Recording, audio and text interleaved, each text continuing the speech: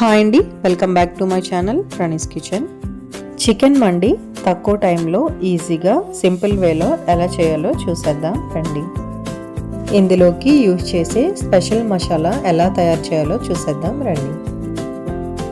1 spoon లవంగాలు, 1 spoon మిరియాలు, 1 spoon సోంపు, కొన్ని యాలకులు, అనాస పువ్వు, దాల్చిన చెక్క, జాజికాయ, అలాగే బిర్యానీ ఆకు, 1 స్పూన్ జీలకర్ర, 1 స్పూన్ ధనియాలు, 1 స్పూన్ రెడ్ చిల్లీ పౌడర్ వేసుకొని ఫైన్ పౌడర్లా చేసుకోవాలి.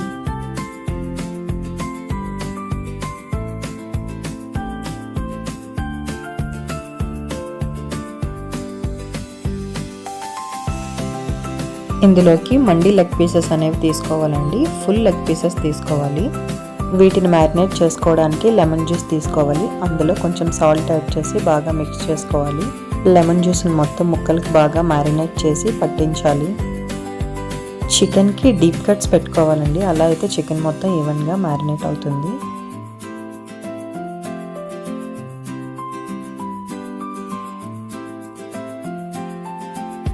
ముందుగా మనం తయారు చేసి పెట్టుకున్న మసాలాను కూడా వేసి చికెన్ జాయింట్స్కి బాగా పట్టించాలి. ఇలా మ్యారినేట్ చేసిన పీసెస్ని ఫ్రిడ్జ్లో 30 మినిట్స్ ఉంచాలి.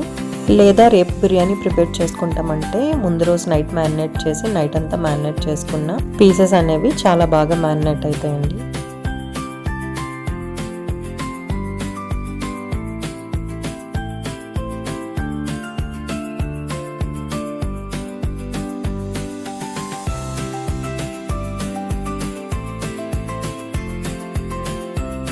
రెండు గ్లాసులు రైస్ తీసుకోవాలి. అలా తీసుకున్న రైస్ని శుభ్రంగా కడుక్కొని మళ్ళీ వాటర్ వేసి అరగంట నానబెట్టుకోవాలి.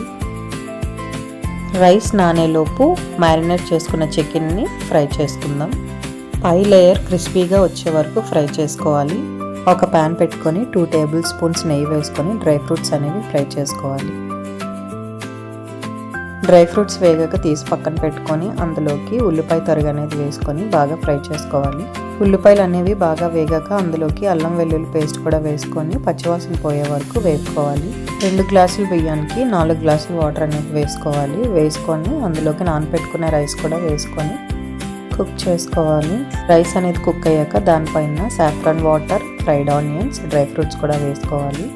ఇలా బొగ్గు కానీ లేకపోతే ఎండిపోయిన కొబ్బరి చిప్ప కానీ కాల్చుకొని ఆ నిప్పు పైన 1 స్పూన్ నెయ్యి కానీ ఆయిల్ కానీ వేసి స్మోక్ యాడ్ చేయాలి.